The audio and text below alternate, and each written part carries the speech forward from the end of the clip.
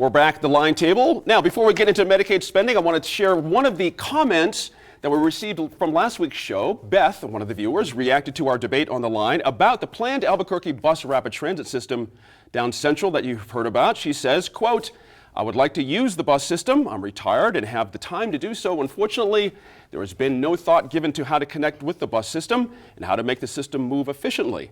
I'm not willing to spend 3 hours on the bus to make a 1-hour trip," end quote. Good stuff there.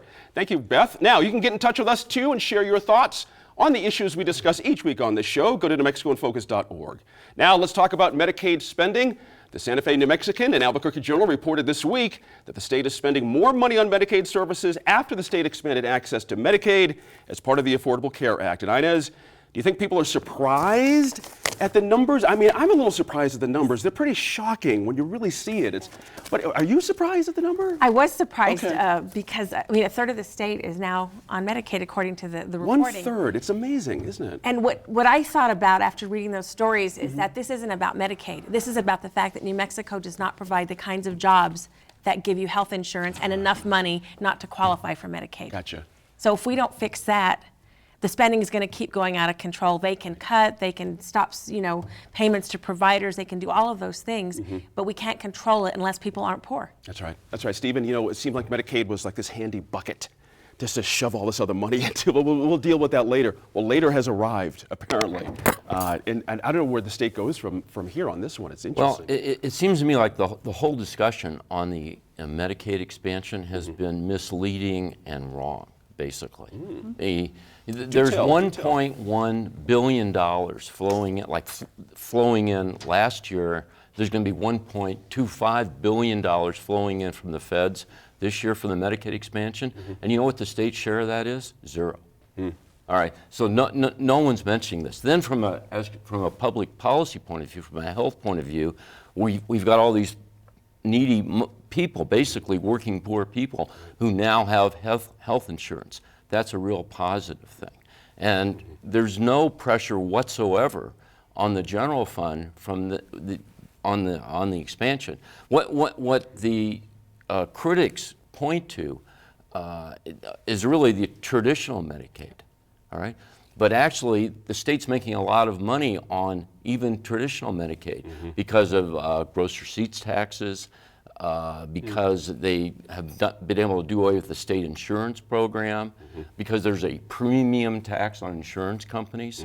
So yeah, there's the Medicaid expansion itself is a boon to New Mexico, and as Inez said, there are more people that qualify for traditional Medicaid, but even with that, the state's doing fine. Interesting.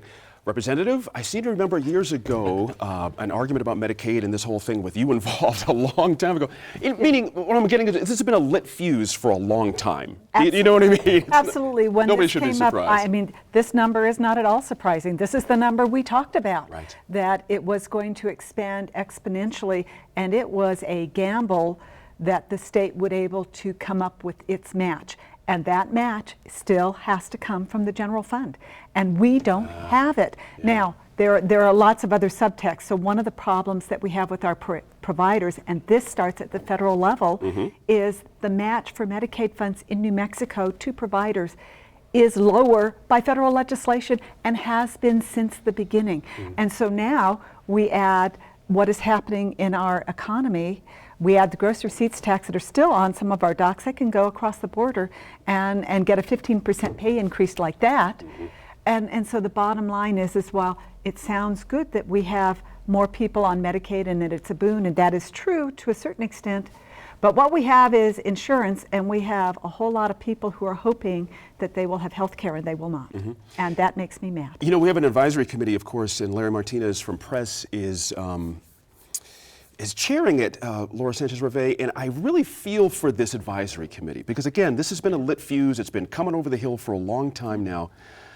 How effective, I'm wondering, can one be with our legislature when we've got an election year? I'm wondering if this is really something we can get after in our next legislative session, or we're going to have to take a pass for a year and then get after it later. Well, the numbers work against us, and the I think clock they're works already saying against that us. they're going to try in 2017. I don't think that there's a plan this entire year to do anything except consider cost-cutting measures. Right. And I mean, I don't necessarily feel for the advisory committee. I mean, that's their job. Sure. They're all in, the healthcare field. I think they're experts in what they do, and they will, come up with, I think, ideas. What's difficult is that, and I think to Janice's point, we decided to expand it, which I don't think is necessarily a bad thing. The problem is that it was a gamble in terms of the state match, and it didn't work in our favor because of the oil and gas revenues. There's no state match on the Medicaid expansion. Well, there will be in a There will few be a years, but it's not. 5% match. Right, but starting even just January of making next year. what we've already had, there's already a shortfall. That's right. And There is a reason- match on Medicaid just in the whole. Traditional Medicaid. Yes, there is a Right. match, and we're having trouble making 3 to 1. that. That's Yes. right.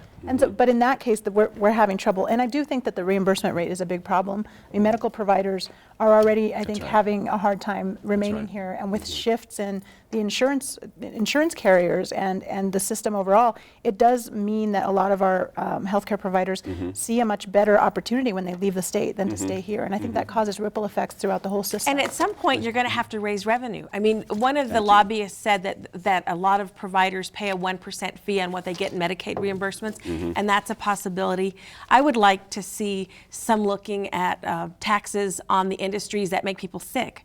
If there's a soda tax or an alcohol tax that is dedicated to helping pay healthcare costs, maybe we can start fighting the root causes of the fact that so many people are sick, which is, obesity, diabetes, alcoholism, cirrhosis, all of the things that make us a very sick state. It's a fascinating idea, Inez. And Stephen, I want to ask you, are the numbers big enough to entertain an idea of a tax to be able to pay for this? I mean, unless we do something, it's just going to keep growing. Well, I would say that, if you look at the budget reserve, Yeah. okay, it's about 5.6%. If we just went down to 5%, which is what most states do, there'd be plenty of money to pay for all of it.